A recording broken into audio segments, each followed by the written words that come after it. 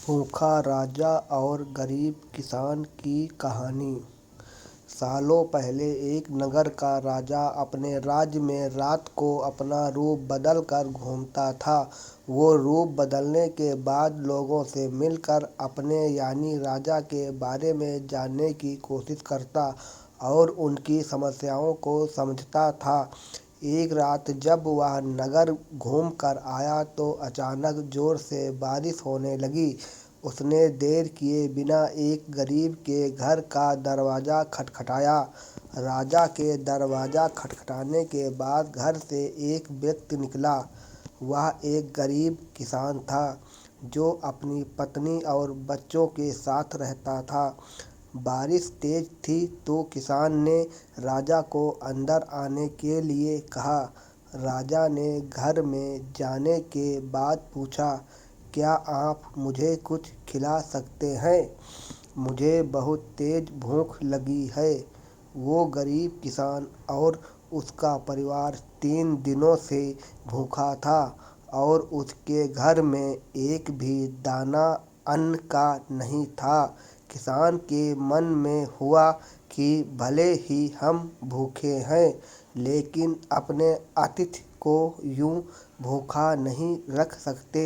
अब किसान ने ये सोच कर बेचैन हो गया कि अपने अतिथि का पेट कैसे भरा जाए। तभी उसने घर के सामने वाली दुकान से चावल चुराने की तरकीब सोची।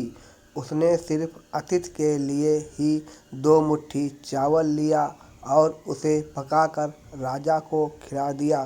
तब तक बारिश रुक गई थी और राजा अपने घर चला गया।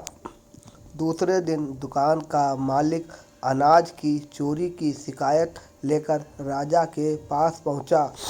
राजा ने दुकान के मालिक और उस गरीब किसान को अपनी सभा में प्रस्तुत होने का आदेश दिया। सबसे पहले सभा में पहुंचे किसान ने राजा के सामने जाकर अपनी चोरी का इल्ज़ाम कबूल कर लिया और बीती हुई रात की पूरी बात राजा को बता दी।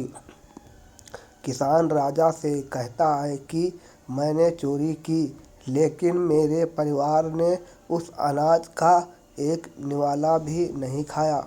गरीब किसान की बातें सुनकर राजा बहुत दुखी हुआ और उसने किसान को बताया कि अतिथि के रूप में मैं स्वयं तुम्हारे घर आया था। इसके बाद राजा ने सभा में पहुंचे दुकानदार से पूछा कि क्या आपने अपने पड़ोसी को चोरी करते हुए देखा था?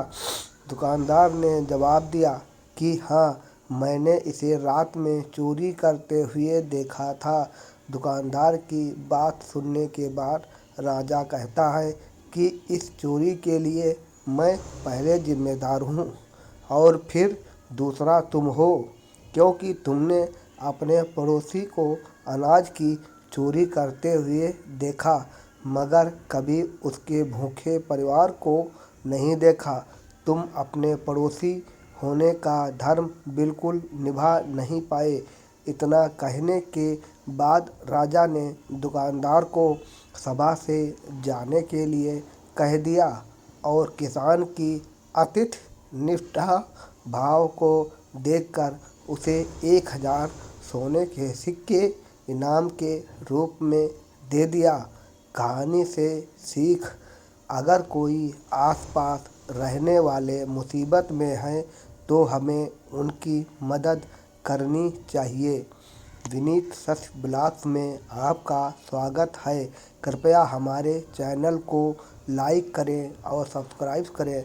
आप लोगों को किस तरह की कहानी पसंद है, कमेंट करके बताएं।